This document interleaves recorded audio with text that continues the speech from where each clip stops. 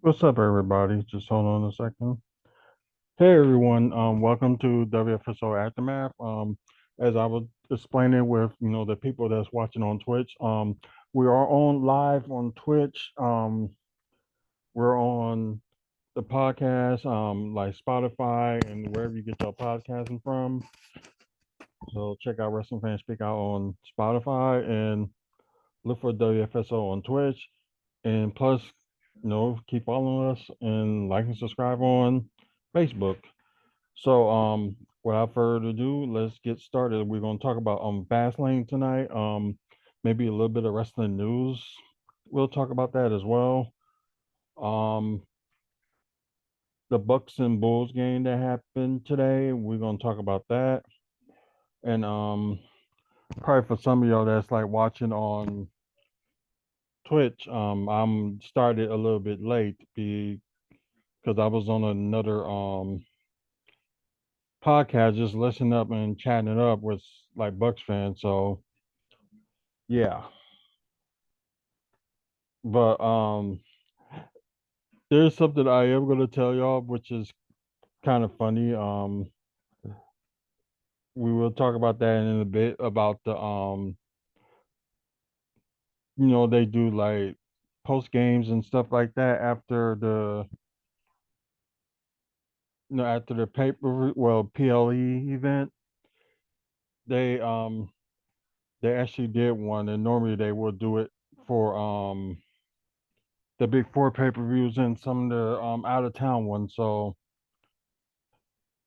and we're also going to talk about something else too. So just hold on. Let's just get to this. Shockingly, Fastlane pay-per-view only had like 5 matches, and I thought that was like kind of weird for them just having 5 matches, and most of those matches was a little bit longer than expected. So just didn't make any sense in my opinion. So I understand they had like 6 or 7 matches, but they're gonna have like 5 matches. You can expect that on a 2 hour SmackDown, or you get like 7 matches out of a 3 hour Raw. So although like Mike, that's on our WFSO crew, I guess he said he can tell the difference that Vince McMahon ain't running the show anymore. So, but anyways,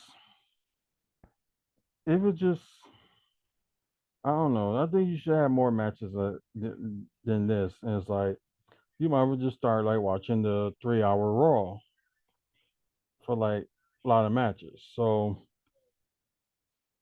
although the pay per view was like a little bit over 3 hours total, I'm not counting the pre show. So all they do is going to remind you of what match is going to happen and their take and all that stuff. So yeah, as y'all know, these are the 5 matches: John Cena, LA Knight versus the Bloodline, Jimmy Uso, and Solo Sikoa, which we still don't know if Jimmy Uso is officially on the Bloodline yet. That we don't know. The last man standing match for the WWE World Heavyweight Championship. Seth Rollins defended against Shinsuke Nakamura. That ended up being the main event, I believe. Yeah, that ended up being the main event, which was good. The WWE Women's Championship, Io Sky defended against Charlotte Flair and Asuka. Triple threat match. Undisputed WWE Tag Team Championship match. Judgment Day's Finn Balor and Damian Priest defended against Cody Rhodes and Jey Uso. And the 6 men tag, they had Bobby Lashley and the Street Profits, sorry, against Rey Mysterio, Santos Escobar, person to be determined. Well, we'll let y'all know who that is in a minute if y'all didn't see it last night. They started out with the tag team title match. So yeah, like it was interesting that they started with this match first. But I guess they probably just want to get the crowd going, and I guess they had like a little bit of surprise on us. So I like that tag team move. Seemed like Jay Uso was gonna have like the kind of like spine buster with Cody Cutter.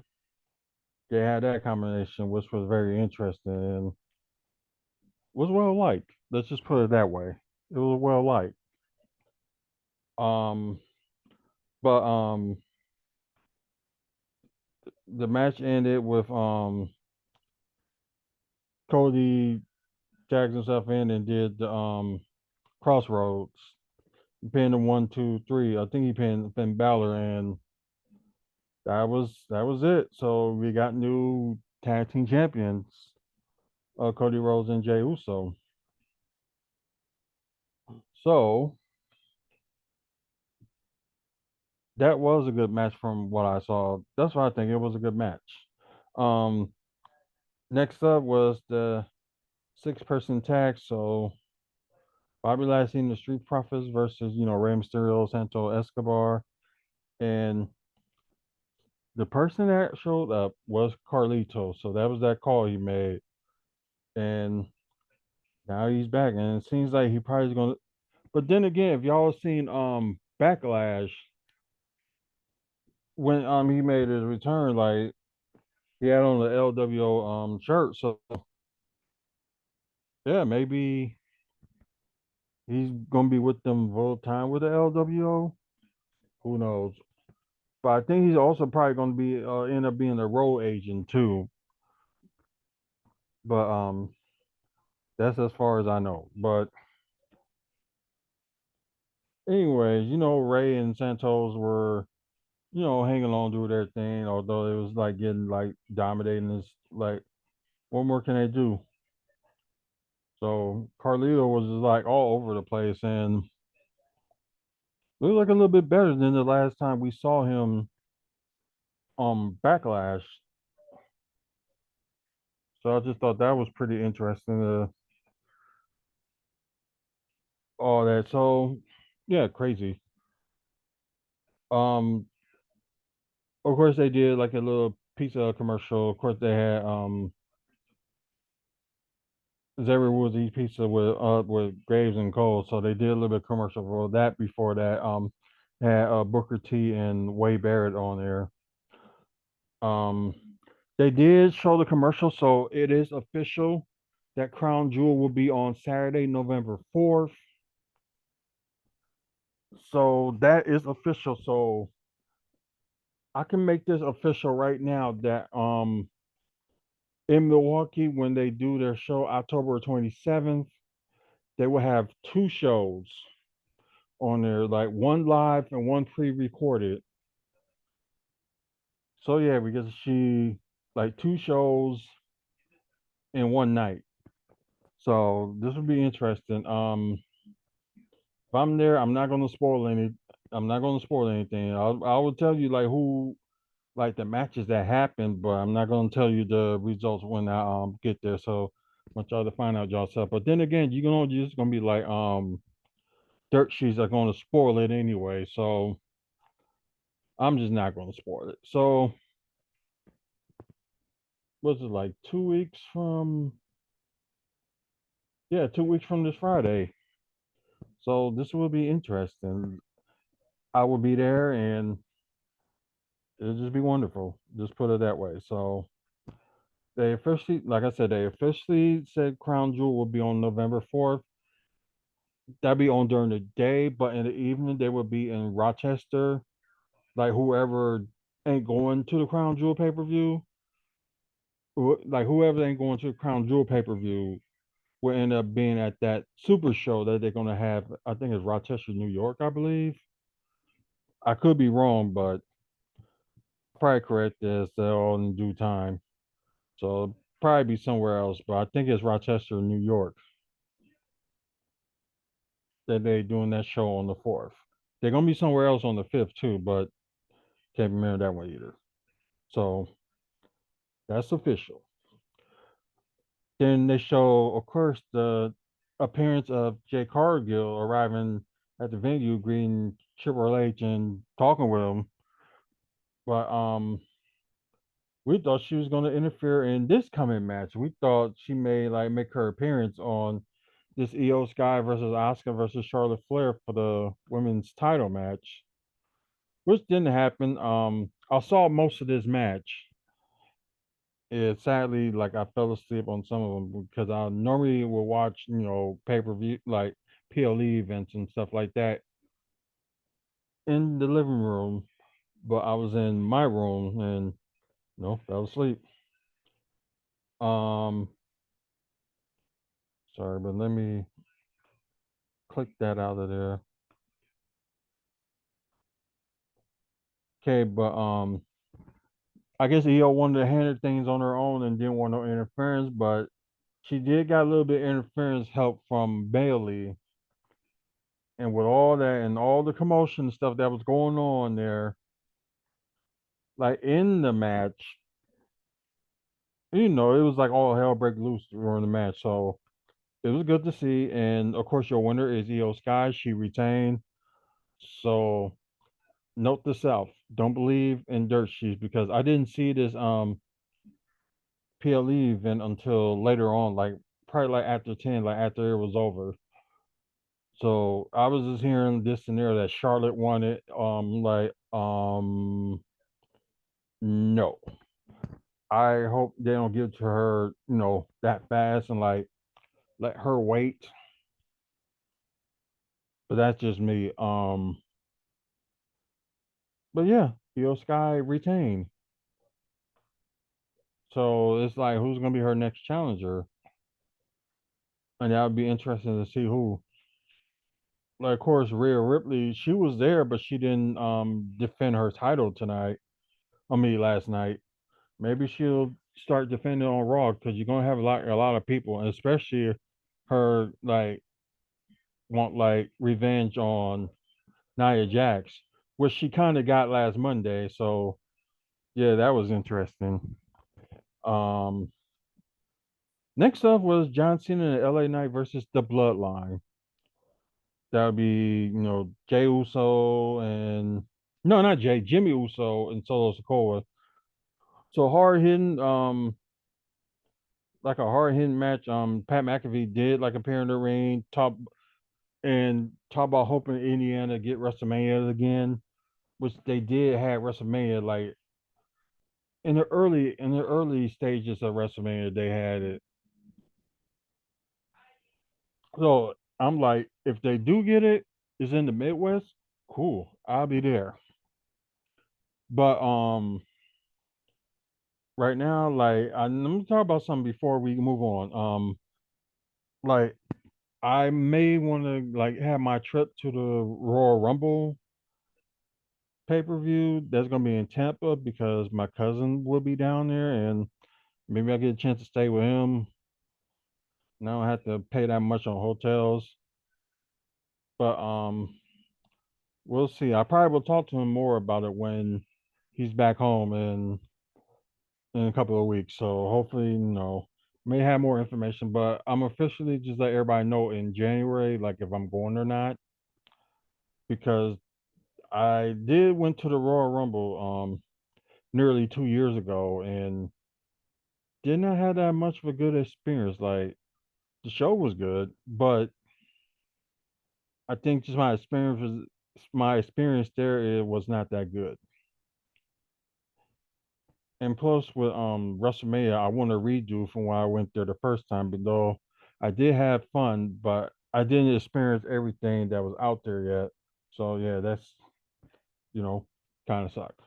But anyways, this match was good, and John Cena was selling like getting beat up and stuff, and he finally tag tagging LA Knight, and the crowd went crazy.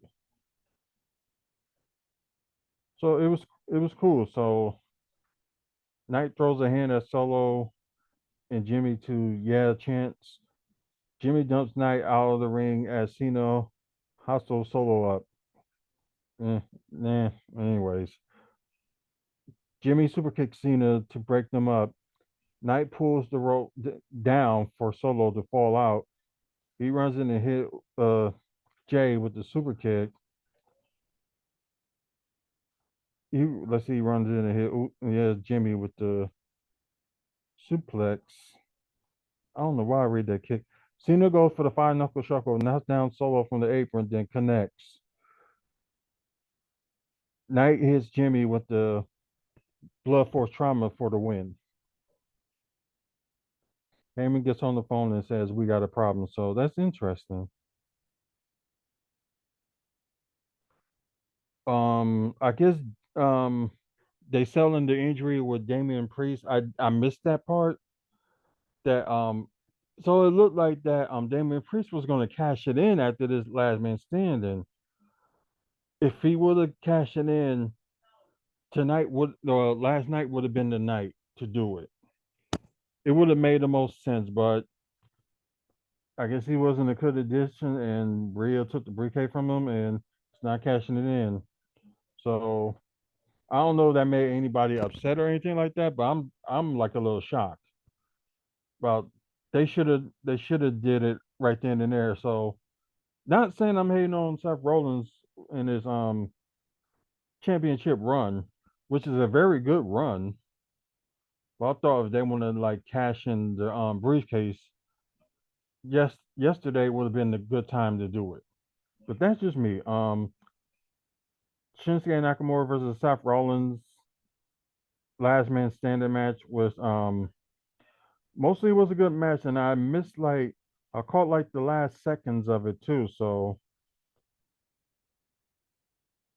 they was just really out there. So they both crashed in the table through another table with the Falcon Zero. Rollins barely beats the count, but Nakamura doesn't. So know who retained? Seth Rollins. And that seems like that was pretty much it for that. So I guess we'll see what else will happen like this Monday and this coming Friday on this Monday on Raw and this coming Friday on SmackDown. And plus with NXT, they trying to get like ratings and competing with AEW with their calling it Title Tuesday for their show that's being on Tuesday. And also NXT is having the big names in there too, and possible maybe having the sorry, I was just itching my back, but possible maybe having the Undertaker being in NXT. So I think this is a first for Undertaker, but we'll see. Um, you got John Cena, Cody Rhodes, Asuka, and Paul Heyman is going to be down there. So John Cena is going to be in Carmelo Hayes' corner, and I think Paul Heyman gonna be in Braun Breaker's corner, so them two gonna go 1-on-1 this coming Tuesday. So yeah, this is crazy. So we're gonna look at some news, but before I say that, I'm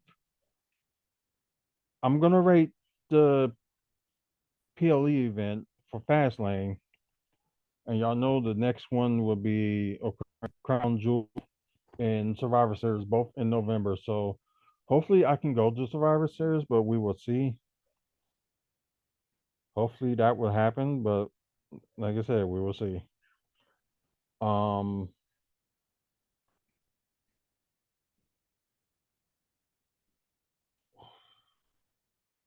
let's see.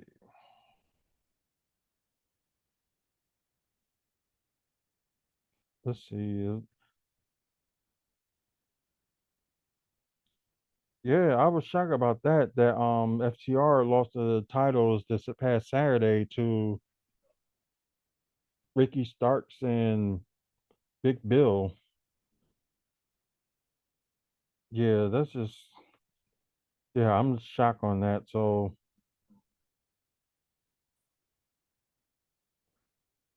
let's see.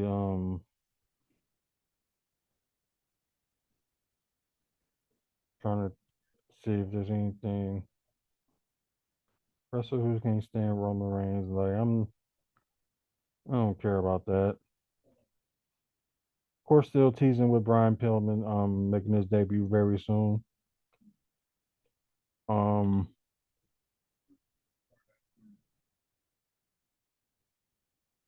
let's see.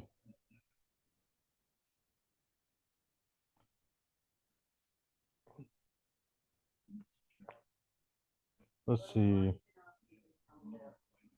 Well, it really it's like not that much to talk about news wise. So what we're gonna do, we're gonna get out of this and talk about the Bucks game. So because I can't already told y'all like a little bit of news and stuff about they made Crown Jewel official that's gonna be on November 4th, and plus with the Milwaukee show gonna be hosting like two shows. So let's talk about today's game with the Bucks and Bulls. So yeah, that happened tonight. Wow, 27.2 million in the extra since the opening weekend. I guess but talking off subject. Hey, what's up, man? So if y'all guys that's on Twitch, y'all got any questions to ask? Like it could be anything about wrestling or it could be anything about, Milwaukee Bucks. If I know it, I'll answer it. So we'll see how that goes. Um Well, a very close game. It seems like the Bucks were kind of down like most of the game. So, you know, some of their starters didn't play. Giannis didn't play. Damian Lillard didn't play. Chris Middleton was out. I guess he's still dealing with his knee, whatever. I guess they try just testing out to see, like, let him get 100% first before they play him. So yeah, with the defense that they had and stuff. So they did let most of the young players did play. So that was some good news that they did let the young players play. And most of the time, like between 17 and 22 minutes, like their starting lineup did play. So, but the only things our starting lineup that played was like Brooke Lopez and our whoever's going to be our starting five. So let's just say it was Brooke and Malik that's gonna be in the starting. So who knows? They still don't know who's gonna be their starting shooting guard. So we got a lot of time to look at it because you got other games that's going on tomorrow. You got one that's not tomorrow, but Tuesday. Then you got another game on Sunday. I think. Let's see, next Tuesday will be another game, and of course next Friday will be they'll be back home for one more game in the final game of the preseason. So I'm just glad that basketball is back. So what we gonna do from this point on? So like if I end up doing WFSO Aftermath um on a Sunday, let's just say like there's no pay-per-view, no premium events going on a Sunday, and there's a game on that day. We're gonna talk about the game that day, like around around the same time or at least around the same time. If there's a pay-per-view and the game was on a Sunday, I will do a separate video to talk about the game. Then we will do like aftermath on Monday. So just mainly like if there's a game and there's no pay-per-views going on the Sunday, we will talk about it during WFSO aftermath. So that's how the layout's going to be from this point on. So just thought that would work a little bit better, and I can get everything in at the same time. But yeah, the I don't know who, but maybe if the start lineup will be in to get their own 30 to 35 minutes.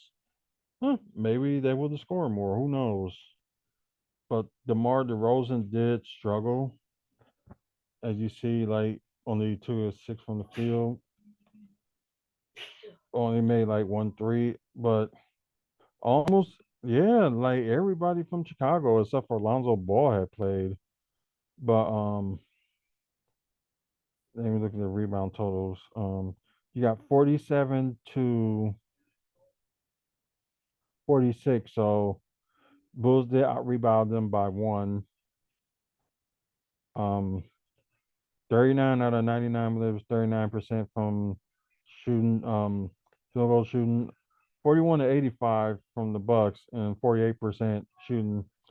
30% from three and 37% from three by Chicago. So yeah, and what we're gonna mainly gonna look for is turnovers. So I don't think that wait a minute. Two um,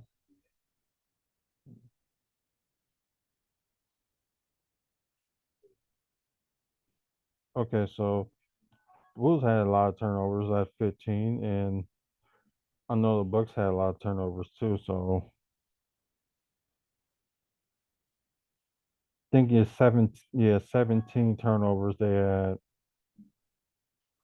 So yeah, that's kind of ridiculous.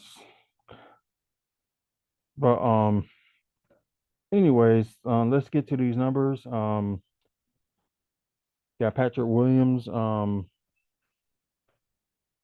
Just making sure like other scores because I think like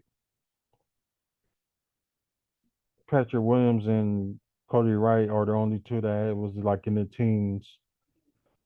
And there you said Patrick Williams with 13 points, one block, one steal, one assist, two rebounds, 2 of 2 from the free throw line, 3 of 6 from three, and 4 of 9 from the field. Got Zach Levine with 9 points, one steal, three assists, two rebounds, 1 of 3 from three, 4 of 7 from the field.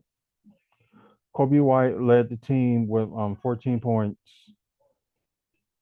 two steals, 6 assists, 6 rebounds, 2 of 5 from three, and 6 of 10 from the field. Got out to El Nino. Sorry if I said it wrong, but he had 8 points, two assists, two rebounds, 2 of 4 from three, 3 of 8 from the field. Uh, yeah, there's a lot of people that scored like 8, so maybe we're gonna get on that. Andre Drummond with 8 points. I think there's 9 rebounds, 2 from the free throw line, and 3 of 8 from the field. So yeah, crazy. Javon Carter, playing against his former team, had 8 points. I think that's 2 rebounds and 2 assists. Yeah. And everybody else seems to score like less than 8, or as y'all can see, a couple of people didn't score, and all that's good stuff. As y'all see, like Lonzo Ball is still injured, so he's gonna be out for this coming season, which is crazy. Like, I'm wondering what kind of injury he has. Don't know. Um, Now we can get to talk about the Bucks numbers. Um, Jay Crowder ended up being the starting small forward. Um,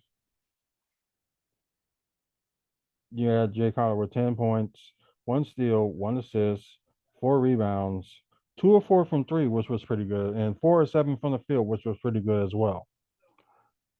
Um, Bobby Portis with 8 points, two assists, 4 rebounds, 4 of 5 from the field. So that's pretty good, but only like a little bit over 12 minutes of playing. Same thing with Brook Lopez with over 12 minutes of playing, but he had 11 points, 3 rebounds, 3 of 5 from three, which is not bad. And he's shooting the amount that he should, but also had 4 of 8 from the field. Malik Beasley with 13 points, two steals, 4 assists, 3 of 7 from three, 5 of 10 from the field. Uh, let's see. Pat Connaughton, he did okay. He had 8 points, 2 assists, 8 rebounds, 1 to 2 from the free throw line, 1 to 4 from three. So yeah, he needs to get his threes in order. And 3 to 8 from the field. So yeah, he got to get all that stuff in order too. Tenasis was at a little over 21 minutes, so it'd be good if they, start giving him minutes and he's still going good. Oh yeah, they showing like highlights from the game. Tenasis with 14 points, 2 blocks, 1 assist, 5 rebounds, 2 to 2 from the free throw line, and 6 to 8 from the field. Like if they play Tenasis more, he will get these type of numbers. So hopefully, they start doing that with him, like letting him play more. As you see, he wasn't playing much in Budenholzer system, but see that. But when the starters were out, they sometimes put Tenasis in. But still, if you see him doing that good and having that type of game, let that man play. But that's just me. Um, Montreal Beauchamp led the team and led everybody in scoring with 18 points.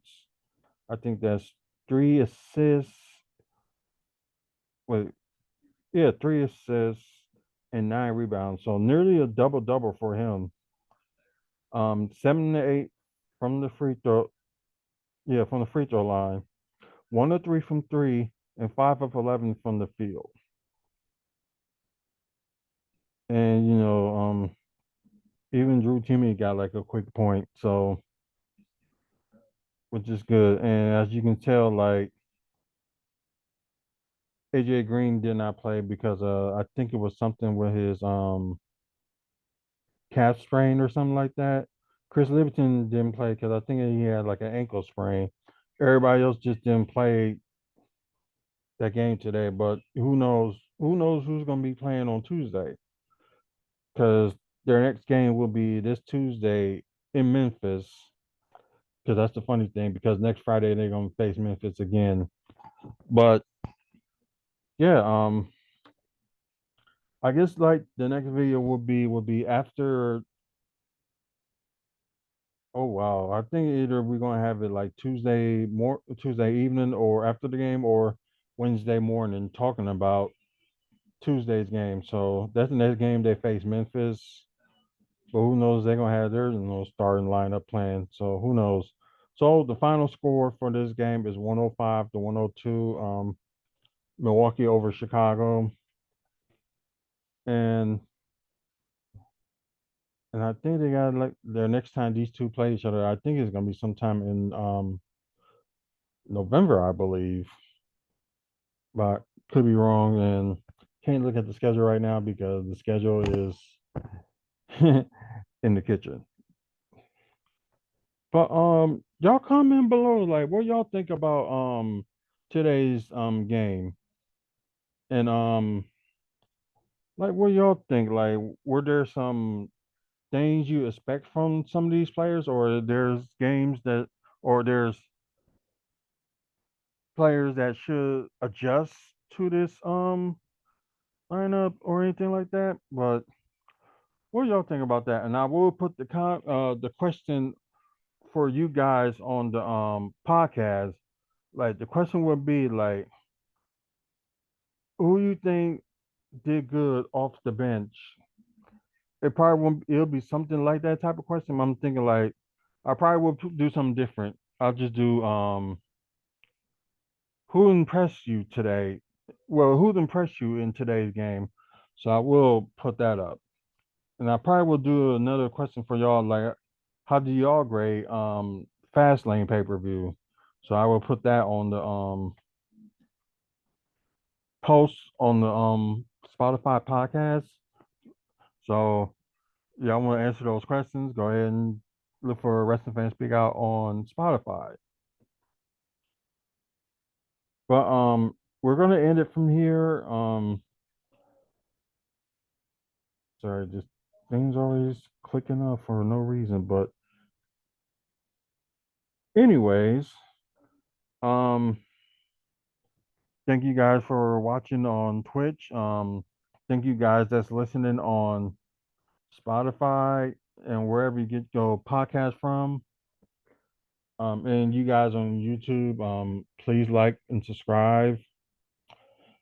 And like I said, make y'all comments known, like what y'all think about, of today's game, and also what y'all think about yesterday's pay per view as well. So let me know in the comments below. Um, we want to please, you guys on Twitch, please follow us on Twitch. Also follow us on Spotify too. Get more followers, and the more we do, the more content I can put out. And you do the same thing on YouTube, you guys that's watching. Subscribe. Thank our sponsors, Art from the Heart. Check them out on Facebook. And Moving Dudes, check them out on Facebook as well. And if you're in Wisconsin or in Florida, they will help you move to one place to another in the within, I should say, those states. So give LaShawn a call. Number is 414-807-4299. And like I said, once again, thank you guys for listening and watching and all that stuff. The next time I will be on Twitch will most likely will be on Tuesday, maybe talking about the game. Um for the next time I'll be on the podcast will probably be the same thing. We're talking about the Grizzlies and the Bucks game. And for you guys on YouTube, probably will be the same thing, just talking about the Bucks and Grizzlies game. So watch out for that. So I think that'll be the next time I will be on here. So yeah, basketball is back, and wrestling is starting to get interesting this month. So yeah, why not? So from all of us here, I'm Artrell. You guys have a good night and have a good week as well. So enjoy the rest of your Sunday, and hopefully it'll be a good week for y'all. So y'all have a good one.